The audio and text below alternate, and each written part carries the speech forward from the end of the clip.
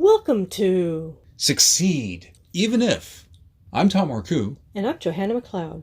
This episode is about succeed even if you're burning out. Joanna, I have a question for you.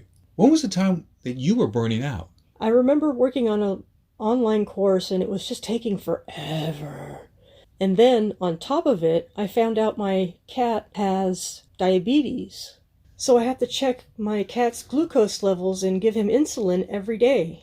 So it sounds like you're tired because of all the work, and the work seems endless. Plus, you're emotionally twisted up because you're having to give insulin shots to your cat.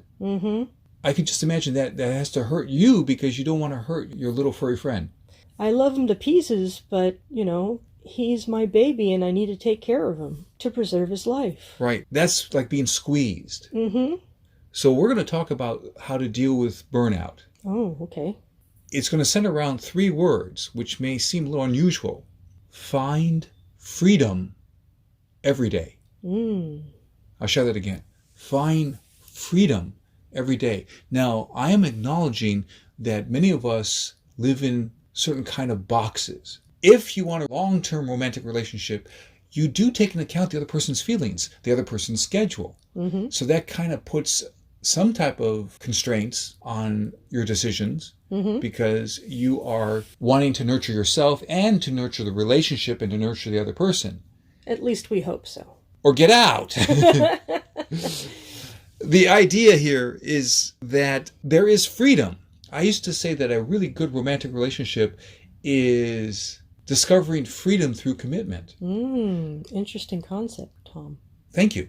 The idea is that only through having a commitment in that relationship can you have the ability to feel totally connected and nurtured and loving. In fact, it has been said by a number of authors that a relationship is where you go to give, not just the idea of getting something. It's an opportunity to give patience and kindness and compassion and love. Patience.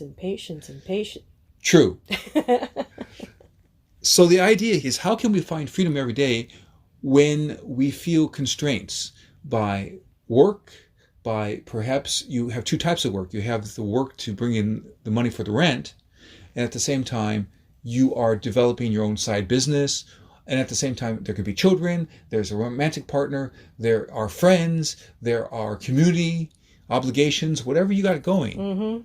How are you going to find freedom every day? The concept I am sharing here is that you use 3 elements, and we can look at it by the word ask. Every letter is going to stand for an element of how you find freedom every day.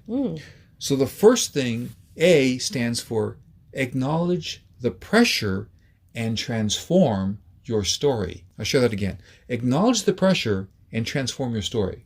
Some people wear it like a martyr's badge to say, "Oh, I'm so busy." How do they feel when they say that? They feel pressed, they feel oppressed, they feel they have nowhere to go. I learned something that was very powerful. Richard Carlson, the author of Don't Sweat the Small Stuff when he was still alive and well on the planet, he shared this idea with me that even if you were booked to be in 2 different cities on one day, and then another city, and another city, another city, that you only go into each moment one at a time. So instead of saying, "Oh, I'm so busy, I have to be in 6 places in 2 days," but you're only going to be in one place one time, one after another.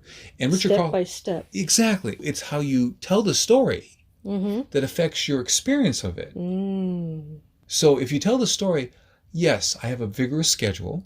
I'm going to be doing one thing after another, but I'm also going to make sure that I take a 10-minute walk before I get on the next plane or something like that. I'm going to be in that city, and I'm going to just take a half an hour and go to, if you're really into art, I'm going to go to this particular art museum for a half an hour. Sounds like moments of sanity. Exactly. And that's how we find freedom every day. Moments of sanity. Well done. Thank you, Joanna. And that's the first thing. You acknowledge the pressure. You say, okay, these are things one after another. But at the same time, you change your story. You don't say, "I'm so busy," or "life is so tough," or "it is vigorous." I remember a story that came up long ago. There was a top speaker, and someone on his team had stolen $750,000 from him. And he was running around saying, I'm so angry. But his accounting type team member who was looking at this didn't look freaked out. And so the speaker said, what's going on with you? Doesn't this make you angry? And the guy said, well, I am peeved.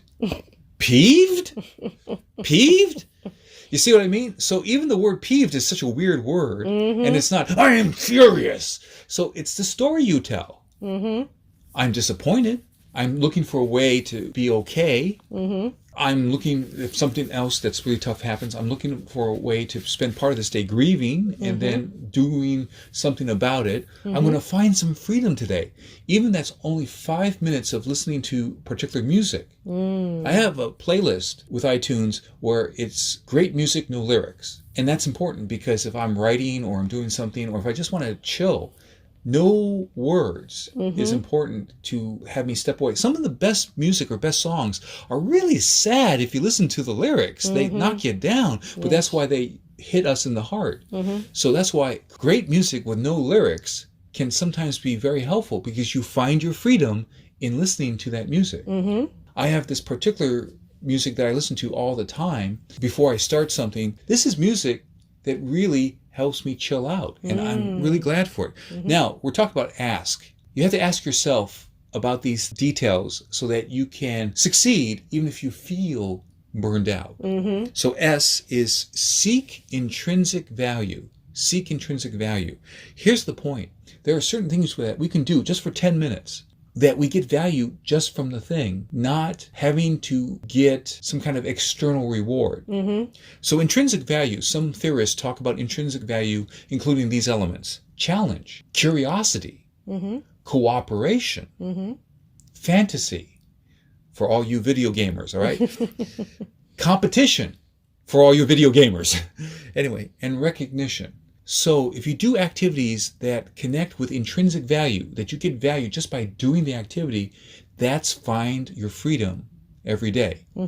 One thing that is very simple, but I get intrinsic value from it, is to listen to great music while I'm assembling an analog jigsaw puzzle. I'm actually assembling physically, and this gets me away from the laptop, the keyboard. This gets me away from screens, and I'm listening to music and I'm able to chill out. I'm doing something different, and besides, I'm also an art director for many projects. I'm connecting as I assemble the puzzle with such great painting artistry. The shading, the colors, the combination, the way the sky looks.